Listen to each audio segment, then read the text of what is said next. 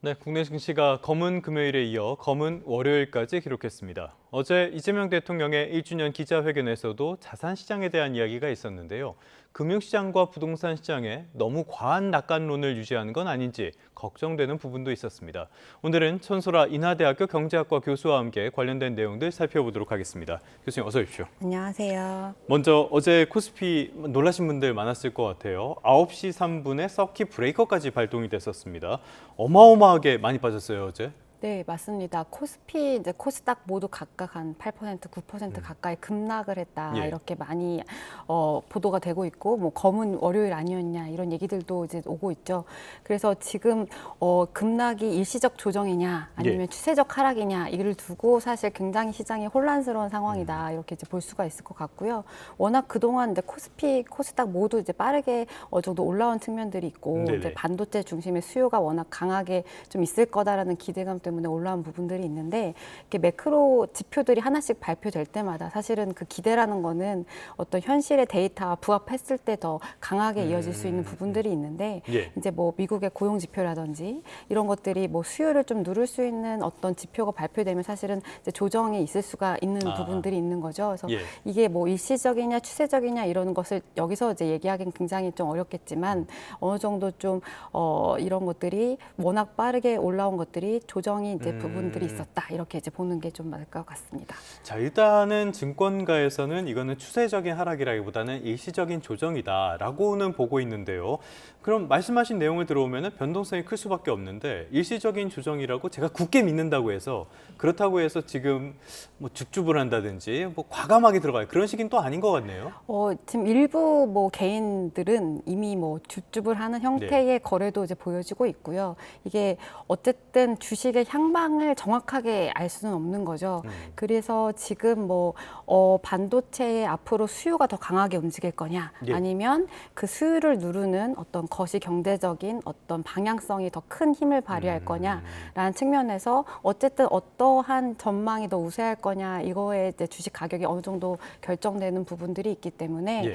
이제 추세적 하락으로 이어지려면 사실은 좀 더 수요가 강하게 짓눌리는 이런 것들이 받침돼야 되는데, 아무래도 지금 어느 정도 뭐 영업 실적이라든지 이런 것들도 뒷받침되는 요소들도 이제 반대로 있기 때문에 이런 것들이 예. 더 변동성을 더 크게 아. 만드는 요인이 아닌가 싶습니다. 알겠습니다. 지금 반도체 수요는 탄탄하게 유지가 된다고는 하지만 말씀해 주신 것처럼 당분간은 변동성이 굉장히 클 가능성이 있으니까요. 조금은 주의하는 게 좋을 것 같습니다. 자, 그런데 어제 상황을 다시 한번 보자면요. 하루 만에 시가총액이 600조 원이 사라졌어요. 이게 아시아 주요국들, 다른 나라들 상황과도 봐도 어제 상황에서는 우리나라의 그 어떤 낙폭이 굉장히 눈에 띄었거든요. 이건 역시 우리가 지금까지 과속을 했기 때문입니까? 예, 어느 정도 일정 부분 맞는 얘기고요. 지금 어제의 급락한 현황을 보면 지금 코스피, 코스닥이 제일 크게 이제 하락폭을 키웠고, 물론 이제 일본이라든지 대만 지수라든지 이런 것들도 이제 국내 경제 구조와 비슷한 국가들에서 하락폭이 나타났거든요. 예. 근데 지금 화면에서 보시다시피 굉장히 이제 국내 경제에 좀 주가의 변동폭이 상당히 큰 부분들이 있다. 그럼 이런 부분들이 왜 우리가 있었을까 생각을 해보면, 이제 말씀드린 것처럼 아무래도 과도하게 이제 반도체 주 중심으로 랠리가 네. 계속 이어졌고, 이제 반도체주의 어떤 영향을 줄 수 있는 어떤 지표들이 발표할 때마다 더 크게 출렁이는 이제 모습들이 보여지고 있는 거죠. 그리고 이제 워낙 지금 뭐 사람들이 개개인들의 매수세가 뭐 비투를 한다던가 연끌 한다던가 빚을 내서 투자하는 움직임들도 보이고 있고, 그리고 이제 어느 정도 주식이 올라왔기 때문에 이제 외국인들이 국내에 들어올 때는 기관을 통해서 들어오게 되는데, 어느 정도 이제 비중이 이제 올라가게 되면 이제 매도하는 흐름들도 이제 그렇죠. 이어질 수밖에 없는 거죠. 예. 그러니까 여러 가지 복합적으로 이제 매도 흐름이라든지 뭐 이런 것들이 이어지면서 어느 정도 국내의 증시에는 더 크게 변동성을 키웠다, 이렇게 보는 것이 이제 맞을 것 같습니다. 뭐 증시야 이렇게 진동을 하는 게 자연스러운 일이니까요. 폭이 너무 커서 문제지 자연스러운 일이라고 볼 수가 있는데, 이 과정에서 지금 걱정이 되는 것들이 굉장히 많아요. 말씀하신 거시적인 지표들, 당장 금리 문제가 있을 거고요. 당장 우리에게 더 눈에 강하게 띄는 거는 역시 환율이 아닐까 싶습니다.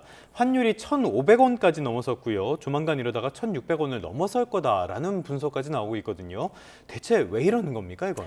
일단은 지금 1,500원을 넘어선 거는 상당히 높은 수준은 이제 모두 다 생각하는 바일 것 같아요. 같아요. 예. 근데 우리가 지난 이제 코로나 이후에 어떤 거시 경제적인 흐름을 보면 우리가 맨날 1,300원, 1,400원, 1,500원으로 이어지면서 계속 이게 왜 오를 건가, 추세적이냐, 이제 일시적인 단기적 요인이냐 이런 얘기들을 계속 해왔죠. 예. 그러니까 급등한 요인에는 분명히 이제 이란 전쟁이라든지 어떤 뭐 증시의 뭐 매도 환경이라든지 이런 단기적인 뭐 리스크라든지 있죠. 어떤 예. 이런 요인들도 작용하지만 우리가 지년 한 5년간을 비추어 봤을 때 1,300원에서 1,500원까지 오는 어떤 주요한 원인 중에 하나는 아무래도 이제 뭐 금리 차이 그리고 한국이나 미국의 펀더멘털 차이도 이제 우리가 생각해 볼 수가 있는 거죠.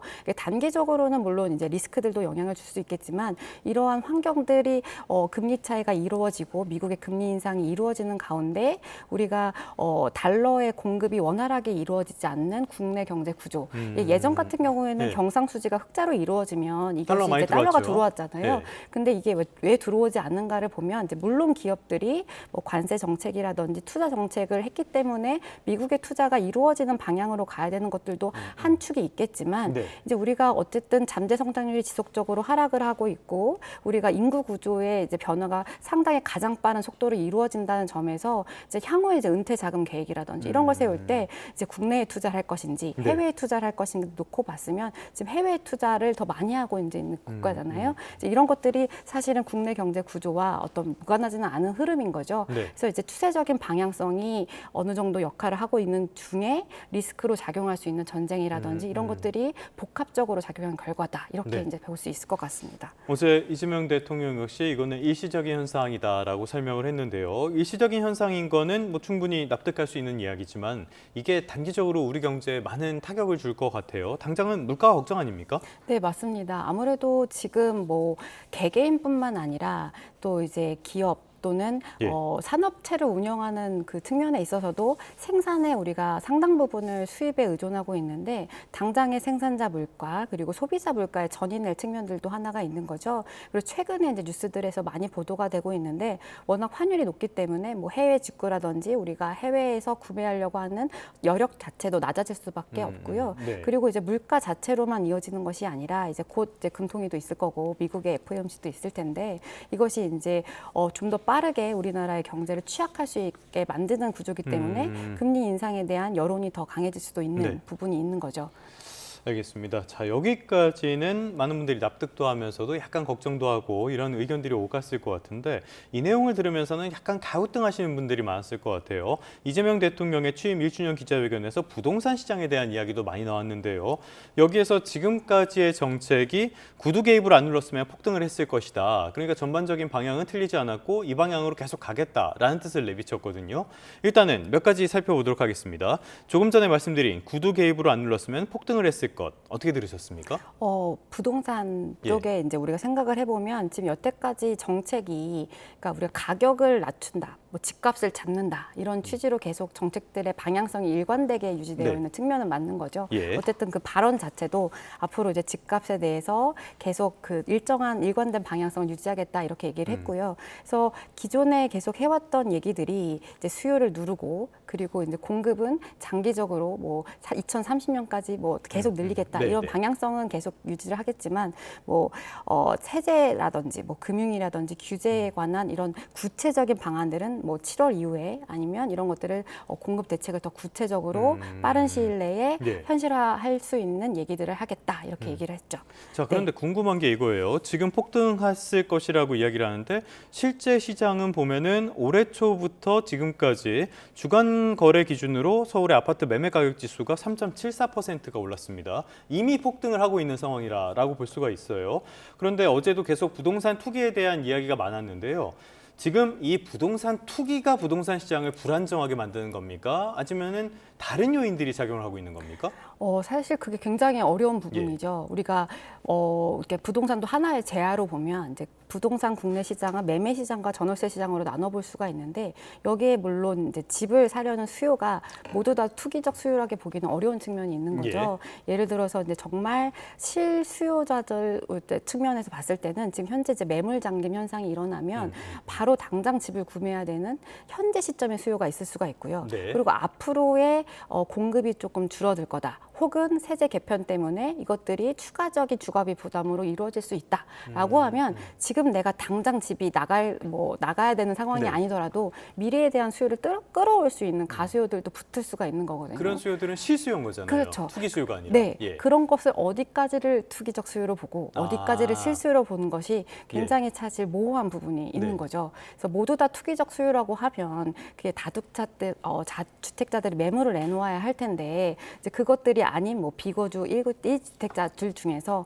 정말 내가 직장 때문에 혹은 부모 부양 때문에 여러 가지 교육 문제 때문에 일시적으로 못 살 수 있는 환경들이 있을 수가 있고 이제 이런 것들이 또 시장에서는 전월세 매물로 나와 있는 상황이 있을 수가 있거든요. 네. 그러니까 당장 집값만 잡는다는 것이 아니라 여기서 이제 전월세를 살고 있던 사람들은 또 다른 이제 우리가 공급이 있는 부분에 이제 살아야 되는데 네. 오히려 지금 현재보다 더 주거 환경이 악화될 수 있는 부분들이 있는 거죠. 예.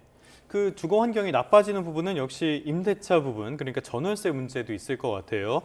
어제 이재명 대통령은 전세는 사금융이다, 소멸은 정상화다 이렇게 이야기를 했는데요. 이 말은 맞는 말이죠. 이 말은 납득할 수 있는데 문제는 지금이 이게 자연스럽게 소멸하는 과정이 아니라 물건이 없다 보니까 경착륙으로 가는 그런 상황이잖아요. 이 발언은 또 어떻게 들어야 됩니까? 사실은 일정 부분 방향성은 어느 정도 네. 취지는 맞는 거죠. 어느 정도 전세 제도라는 게 과거에는 사실 이제 국내에서 굉장히 국내의 특수적인 어떤 제도라고 할 수 있는데 서민들이 크게 이제 집값을 사기에는 좀 무리가 있고 어느 정도 일정의 목돈으로 이제 어느 정도 비슷한 주거 환경을 유지하는 어떤 시스템이 재화를 우리가 누릴 수 있는 혜택을 보는 부분들도 있었던 거죠. 예. 하지만 어떤 제도적인 허점으로 인해서 어떤 전세 제출이 과도하게 이루어지고 이런 것들이 어떤 집값을 부풀리게 하는 측면들도 물론 존재를 하는 부분들도 있지만 이런 것들이 단기간에 이제 제도의 문제점이 있다고 해서 바로 없애버리는 현상으로 가게 되면 지금 현재 살고 있는 전월세 시장의 어떤 세입자들은 당장 구할 곳이 없기 때문에 더 네. 혼란이 가중될 수밖에 없는 거죠. 예. 그래서 차라리 이제 주거 환경을 다른 지로 이전하거나 아니면은 바로 매매로 이루어지는 이런 현상들이 발생할 수밖에 없고 그러한 정책을 실현하는 과정에서 시장에는 혼란이 가중될 수밖에 없는 상황이 이루어질 수 있다 이렇게 생각을 하고 있습니다. 자, 그러다 보니까 임대차, 전월세 어떤 수요들이 강제 매매식으로 또 시장을 또 불안하게 만드는 그런 현상도 발견이 되고 있는데요. 이재명 대통령이 어제는 보유세에 대한 이야기도 다시 한번 강조를 했습니다. 그러니까 보유세를 높이겠다는 뜻을 분명히 했다라고 볼 수가 있는데 양도세를 높이고 보유세도 높였더니 물량은 잠기고 이게 세입자들에게 전가가 되더라. 이거는 우리가 앞서 두 차례 경험을 했던 일이거든요. 같은 정책을 쓰는데 이번에 다른 결과가 나올까요? 아무래도 같은 정책을 써서 달라질 거라고 기대하는 것이 사실 어려울 수도 있는 거죠. 이미 시장은 학습을 했고 같은 정책을 썼을 때 집값이 올라갔다라는 것을 사람들이 이제 관측을 한 거죠. 예. 이제 그런 측면에서 봤을 때는 오히려 이제 앞으로의 세제 강화가 이제 매물이 나온다고 생각하기보다는 추가적인 공급이 없을 거다라고 오히려 지금 수요를 더 촉발시키는 원인으로 작용할 수 있다. 물론 중장기적으로 봤을 때는 우리가 향후 2030년까지 공급이 증가되고 하면 중장기적인 방향성은 전세가 사라지면서 어느 정도 일정 부분 안정화되면 네. 너무 좋겠지만 네네. 일단은 당장의 2, 3년 후에 공급이 사실상 굉장히 낮은 상황이고 이런 부분에서 규제까지 맞물리고 이런 집을 가지고 있는 부분들이 보유세를 높이고 양도세도 높으면 사실 이렇게 기회비용을 비교할 수밖에 없거든요. 그렇죠. 예. 내가 보유하는 것이 난지 아니면 지금 팔아서 넘기는 것이 난지를 비교했을 때 만약에 양도세도 높다고 하면 일단은 좀 관망을 해보자. 어쨌든 향후에 집 공급이 충분하지 않는다면 조금 더 이 가격이 유지될 수 있을 거다라고 하는 시장의 기대도 반영이 될 수가 있는 거죠. 네네. 이런 복합적인 요인 때문에 단순히 이것이